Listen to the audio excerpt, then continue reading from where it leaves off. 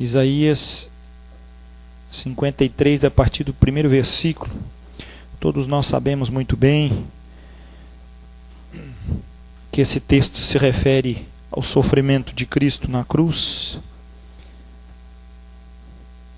Todos nós temos grande entendimento disso, mas a ceia do Senhor nos reporta a esse momento de plena intimidade com o Senhor, esse momento de plena identificação com o Senhor, esse momento de total envolvimento com o Reino de Deus. Porque se nós olhássemos apenas para os elementos como o pão e o cálice com o suco da videira, não surtiria nenhum efeito na nossa vida, porque muitos comem pães e bebem vinho e não acontece nada na vida deles. Não há nada de sagrado se não for na reunião do corpo de Cristo. Não há nada de santo se não for por causa de mim e de você. Sabe por quê? Porque é em mim e você que o Espírito Santo habita. Não há nenhuma manifestação de poder nisso, se não fosse a pessoa de Cristo se revelando na nossa vida. Mas nós precisamos trazer o contexto, porque precisamos entender. Precisamos entender e precisamos desenvolver também nós.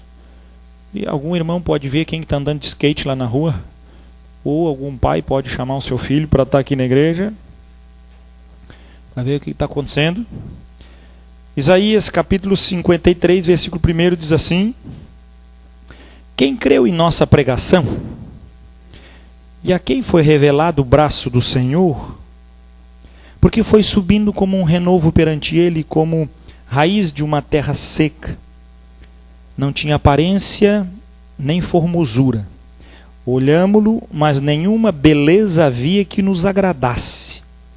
Era desprezado e o mais rejeitado entre os homens, homem de dores e que sabe o que é padecer. E como um de quem os homens esconde o rosto, era desprezado e dele não fizemos caso. Esse encerramento dizendo e dele não fizemos caso, não levamos em consideração. Você sabe o que quer dizer esse no termo original? Desprezado ao ponto de ser ouvido, mas de ninguém obedecer. Essa foi a sentença do momento onde Cristo estava indo para a cruz. Qual era a formosura e beleza que ele tinha naquele momento? Nenhuma. Que a própria palavra diz que Cristo foi o homem mais comum e natural, do mais natural e comum dos homens. Livre de toda vaidade, toda ação humana. Ele não tinha nada. Não tinha glória alguma. E a palavra diz que também não tinha nenhuma formosura, nada nele que nos atraísse. Nada que tinha nele que pudesse trazer para nós e dizer que cara, esse cara tem uma presença. Ele tem uma voz imponente, deve de ser um cara legal. Ele tem um traquejo, tem um borogodó aí, tem uma coisa esse Jesus, vamos seguir ele. A Bíblia diz que ele era desprovido de tudo. E quando a Bíblia chama ele de homem desprezado, ele era desprezado em situações, era desprezado em circunstâncias e era desprezado quando ensinava. A gente fica imaginando, você imaginou um povo de Israel que esperou o Messias vir, o Messias voltar, o Messias aparecer. O Messias aparece. E qual era, para quem que pertenciam os oráculos do Senhor? Para Israel. A palavra de Deus estava ali. Agora não mais como uma palavra escrita, com regulamentos, normas, mas agora a palavra que a Bíblia diz, quem crê em mim, do seu interior fluiria rios de água viva. Você pode imaginar que o que Jesus falava é como um rio jorrando sobre a vida. Irmãos, às vezes a gente está parado e alguém fala uma palavra de Deus, aquilo parece como uma fonte de água fresca caindo no nosso coração. Às vezes o pastor está pregando e você está aí bebendo, dizendo que bênção. Às vezes o pastor está pregando, ele mesmo está bebendo. Porque assim como serve, se usufrui também daquilo que se serve. Mas, a Bíblia diz que Jesus lançou água para todos os lados e ninguém quis beber da água da vida. A Bíblia diz que ele era um homem desprezado. E nós, o povo de Israel, que Isaías estava, quando se refere a nós, ele diz, e o povo não deu a mínima. E aí nós, como igreja, nos juntamos para celebrar a ceia do Senhor. Será que nós temos a percepção do que esse Senhor sofreu por nós? Será que nós temos a percepção do que é abdicar a glória do céu para andar aqui na terra? Por amor a mim e a você, e no meio do povo que desejava ele, a única coisa que ele recebeu foi desprezo. Nada que tinha nele trouxera algum contentamento para cada um de nós. Podemos entender que aquele povo não tinha o Espírito Santo. É verdade, queridos. Eles não tinham o Espírito Santo. Mas às vezes nós, com o Espírito Santo, agimos pior do que aquele povo que também estava daquela forma. Como nós, que agora ouvimos, a palavra não está mais pela metade. Agora é o Evangelho, como diz o texto sagrado, completo. Em Hebreus capítulo 1, versículo 1 diz assim, antes outrora a palavra foi revelada pelos santos profetas, mas nestes dias a palavra se revelou por Filho, pelo Filho. Que coisa tremenda.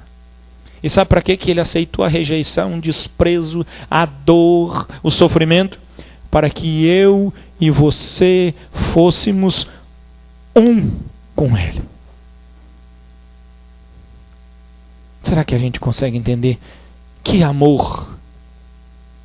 Para que quando nós deixássemos as nossas vontades de lado e usufruíssemos da presença de Deus, da interação de Deus, do mover de Deus, da glória de Deus, aquela ação benfeitora de Deus se revelaria em nós. E nós seríamos perante a sociedade, os homens, tudo, sabe o quê? Desprezados. Ninguém quer escutar. Segunda-feira eu estava vendo o Diário Catarinense, em uma parte pequenininha do Cacau Menezes, na última coluna estava escrito lá, ninguém merece, uma coisa assim. Ele está dizendo, domingo, 9 horas da manhã, você vai atender a porta da sua casa e tem evangélicos pregando o evangelho de Jesus para você, ninguém merece. Se for à tarde, ninguém vai atender também. Se for de noite, muito menos. Quem que quer ouvir o evangelho de Jesus Cristo? Você já parou para entender?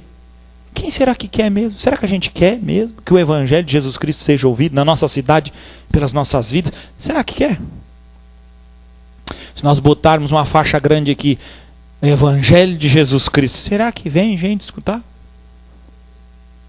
Quantos? Quem sabe nós somos os poucos que temos um coração que verdadeiramente deseja esse evangelho. Mas celebrar a ceia do Senhor sem ter conhecimento do que significou o sacrifício do meu Senhor, para mim, isso é a maior das incoerências. É a maior das incoerências. Eu tenho que me chegar à mesa, sabendo em que mesa eu vou participar. Se o Yuri me convida para ir na casa dele, para eu jantar, almoçar, eu sei que eu estou indo na casa dele, não sei. Chego lá, o que eu estou fazendo aqui? Não sei. Não, você me convidou. E Jesus, quando me recebeu no seu corpo, na sua morte, e quando me fez ressuscitar pelo poder do Espírito que arrancou ele da morte, ele me fez um ilustre convidado à mesa do pão e do cálice.